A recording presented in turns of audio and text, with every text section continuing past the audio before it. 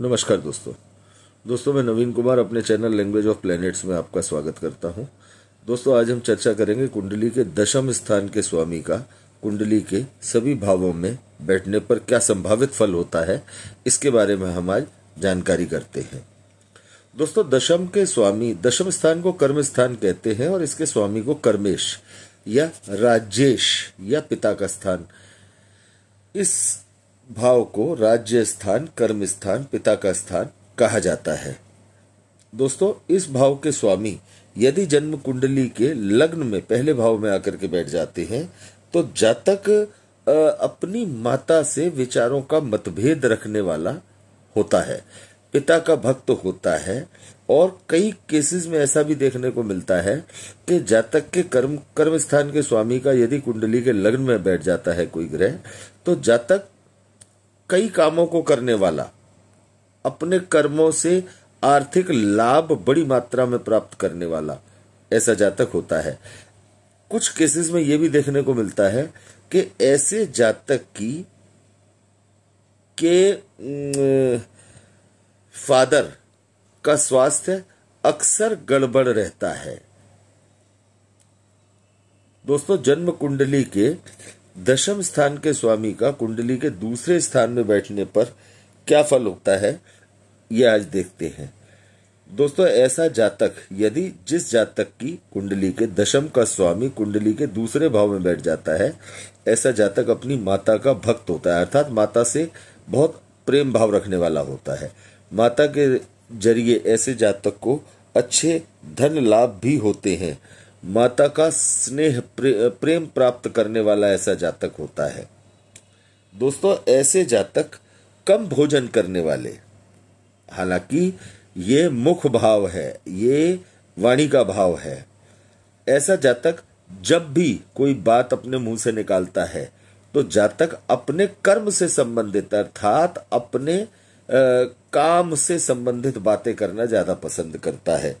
ऐसा जातक शास्त्रों के अनुसार अर्थात परिवार के रीत रिवाजों के बड़ों के कहने के अनुसार, अपने धार्मिक मान्यताओं के अनुसार कर्म करने में विश्वास रखता है।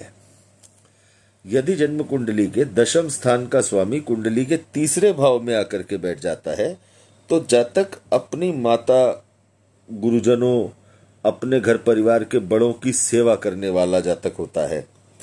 जातक अपनी बातचीत में कुशल, पराक्रमी और सभी प्रकार से अपने विरोधियों पर विजय प्राप्त करने वाला होता है।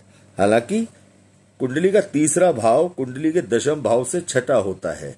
जातक को उसके कामों में कुछ हद तक कठिनाइयां, रुकावटें भी आती हैं, लेकिन ओवरऑल इस भाव में बैठने पर जातक अपने परिवार के बड़ों का, अपनी माता का, अपने गुरुजनों का सेवा करने वाला, व्यवहार कुशल तथा साथ में ऐसा जातक अपने विरोधियों पर विजय प्राप्त करने वाला होता है। जन्म कुंडली के दशम भाव का स्वामी यदि कुंडली के चौथे स्थान में बैठ जाता है तो जातक बहुत बढ़िया व्यवहार करने वाला, सामाजिक तौर पर एक सम्मानित व्यक्ति होता है। साथ में ऐसा जातक अपने माता पिता अर्थात माता और पिता दोनों का देखरेख करने वाला, दोनों का ध्यान रखने वाला ऐसा जातक होता है। ऐसा जातक ज्यादातर समाज के अर्थात प्रशासनिक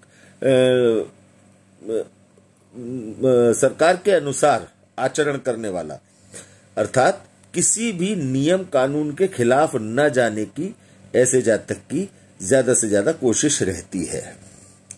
ऐसे जातक को अपने कर्मों के माध्यम से भी कई बार प्रॉपर्टी का लाभ मिलते देखा गया है। दोस्तों जन्म कुंडली के दशम के स्वामी यदि कुंडली के पंचम स्थान में बैठ जाते हैं तो जातक बहुत शुभ कर्म करने वाला व्यक्ति होता है। जातक गीत संगीत में रुचि रखने वाला, जातक अन्य कलाओं में भी निपुण हो सकता है। जातक राजाओं अर्थात समाज के मुखिया, प्रशासनिक व्यक्ति या समाज के किसी नेता या किसी राजा या राजा तुल्य व्यक्ति से लाभ सम्मान प्राप्त करने वाला ऐसा जातक निश्चित तौर पर हो सकता है। ऐसे जातक को जनता के माध्यम से भी कई समाज के अन्य लोगों के माध्यम से भी कई प्रकार के लाभ होते देखे गए हैं। जन्म कुंडली के दशम स्थान के स्वामी यदि कुंडली के छठे भाव में आकर के बैठ जाते हैं तो ऐसा जातक कायर होता है। जल्दी घबरा जाने वाली स्थिति ऐसे जातक की होती है। झगड़ालू किस्म का होता है, बातों बातों में झगड़ जाने वाला होता है। ऐसे जातक को स्वास्थ्य में किसी न किसी प्रकार की दिक्कत अक्सर कर लगी रहती है। दोस्तों, यदि दशम भाव का स्वामी कुंडली के सप्तम स्थान में आकर के बैठ जाता है तो जातक को सुंदर स्त्री प्राप्त होती है। जातक की स्त्री पुत्रवती अर्थात ऐसे जातक का पुत्र संतान अवश्य होता है, ज्यादातर केसेस में होता है। ऐसा जातक अपनी पत्नी के प्रति स्नेह रखने वाला, ऐसा जातक पत्नी के माध्यम से किसी कारोबार को आगे बढ़ाकर और उसमें लाभ प्राप्त करने वाला भी हो सकता है। यदि जन्म कुंडली के दशम स्थान का स्वामी कुंडली के अष्टम स्थान में आकर के बैठ जाता है तो जातक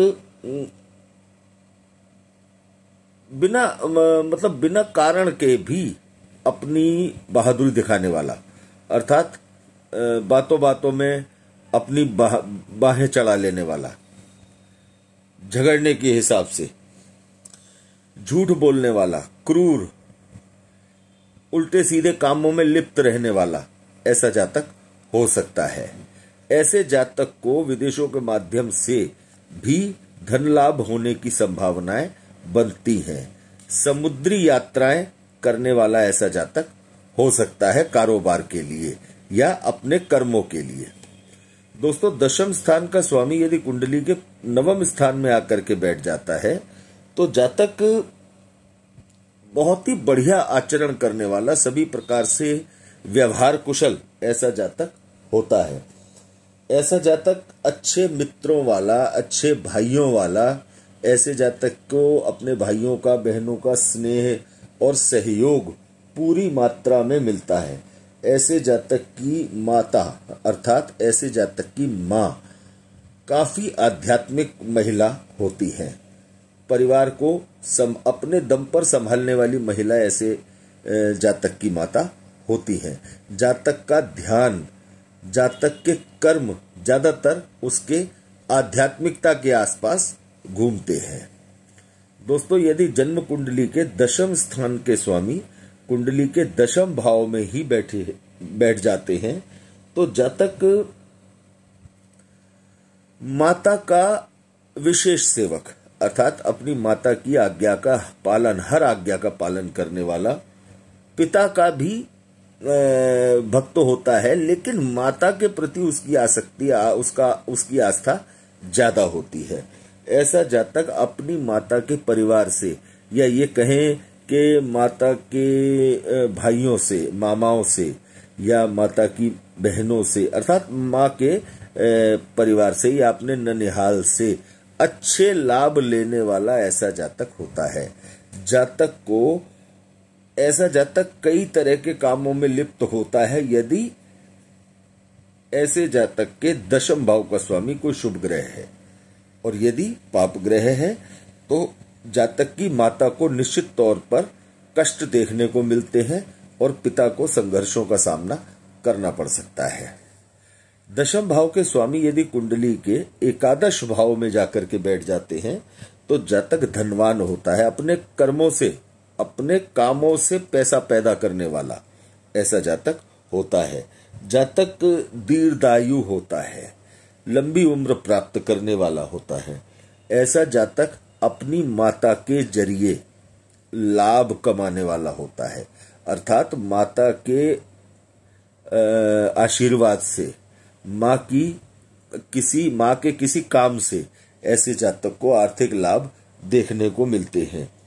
ऐसा जातक अपने परिवार के लिए हर काम को आगे बढ़कर करने वाला होता है।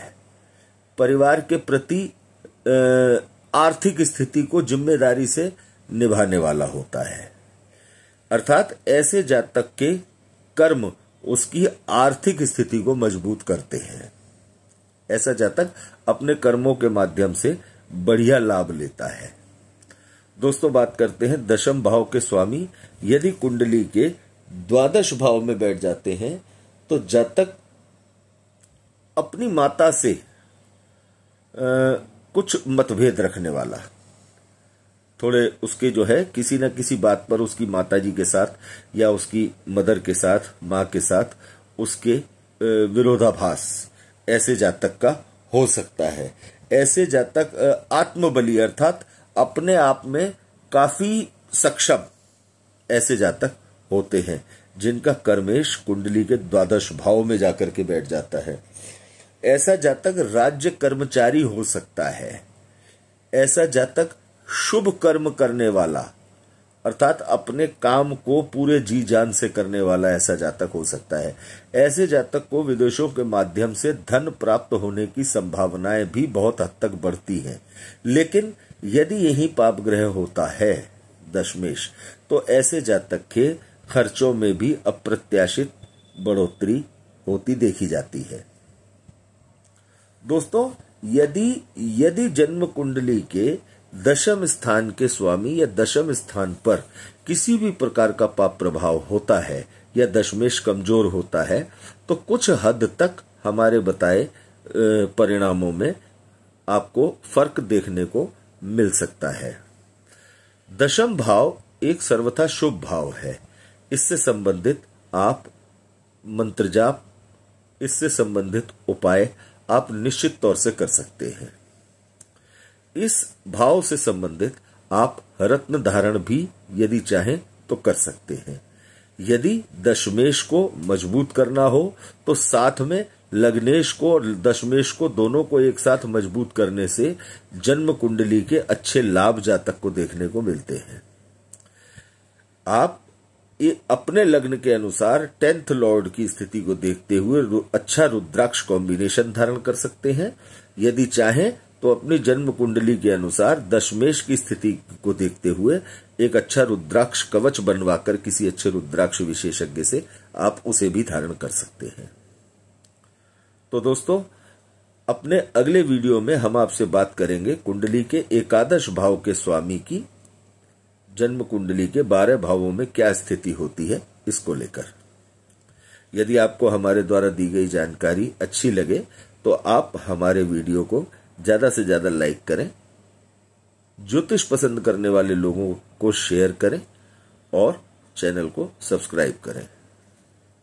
धन्यवाद दोस्तों।